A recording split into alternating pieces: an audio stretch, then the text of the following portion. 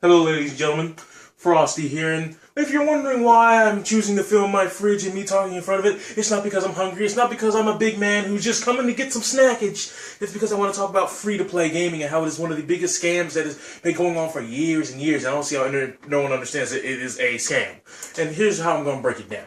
Alright, let's say, free-to-play game. That means you can open up the fridge at any time, reach in, look around, and experience the game. However, also with a free play game, when you open it up, you're very limited. So what does that mean? You can only have things on this ship. No longer can you enjoy the Barks delicious root beer. No longer can you divine your taste buds with the Ocean Spray cranberry juice cocktail. No more can you reach the echelons of the cheese, the beloved light of the breads, the eggs, and the, what would we call it? What would be any fridge without Great Concord jam? But on a serious note, all of these things are taken away from you. I mean, we do have bacon, but guess what? And anytime they can say, oh, the bacon's no longer yours, guys. Gotta pay for the bacon. And then when you be paying for the bacon, you be wondering to yourself, this is a limited experience, so what do I have to do?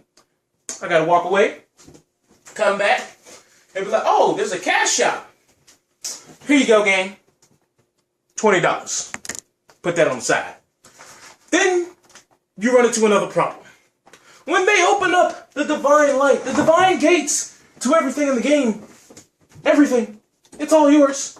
You put in $20, drop it in now. You don't get that money back no matter what happens. And then you run into this thing known as the slot machine / gachapon system. And oh yeah, they got you. They definitely named that thing right. Gachapon, gacho dollar. That's what I'm talking about. So now, you don't even get a chance to choose what you want. The game, on an automatic randomized service, will then choose one of these items for you. You put it in there, you're like, come on, I want the jam, I want the jam, give me jam. I got cheese, mild cheddar cheese. So you don't even get to choose what you want because it's a free-to-play game. So in your head, some people think logically, well, it's free-to-play, I guess I can't really complain. So what do? Take in another 20. Toss that bad boy right in there. And the slot machine begins rolling. And come on, jam. I put in $40, give me jam. Half-eaten, low-grade ham. Well, I got another $20. So let me just pop that right on in there and... Yes! I got the jam! I got the jam! But you also paid the full price for a retail game, probably of your choosing, for some retail jam. I'm just putting that in perspective.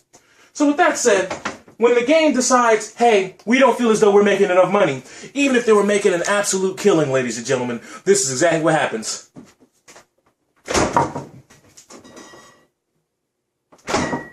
Yeah, you got your jam, but you can't even get back to your jam when you log in because the game service is shut down.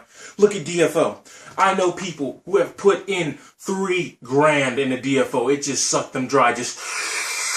Then they got in that dry spell and they thought, well, we'll get an update. We'll get things to make things more worthwhile. The game will have that lucrative flow again. It'll come back and it'll be like poetic justice. Put it in our game. Shout out to a certain comment section dweller below who knows what song I just referenced, even though it's a bad song, but regardless, that's not the point.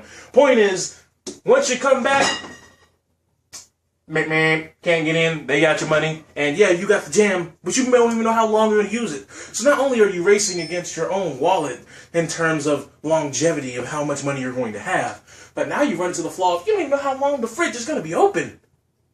Doesn't that suck?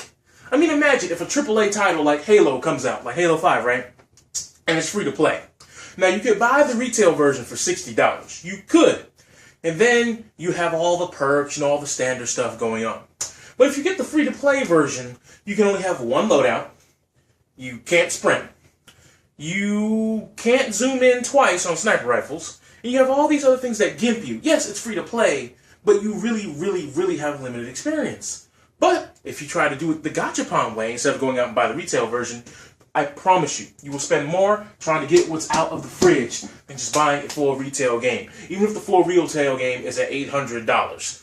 Trust me. I've seen people on games that aren't even popular, like Get Amp 2. I've seen people on games that are just simple and derp enough to keep you going, like, what's that stupid game? Adventure Quest. There are people who spend over $1,000 a year on Adventure Quest. No. Why? That game's not even worth $5, but that's besides the point. People who talk about World of Warcraft, oh, you have to pay a monthly subscription. Remember back when people were just ranting and raving about that? You just spent retail dollars. This right here could be the upcoming Injustice. This could be Halo 5. This could be a game that just came out last week. This could be Fallout 3 and still have enough to get something on Steam. But no, you got Jam!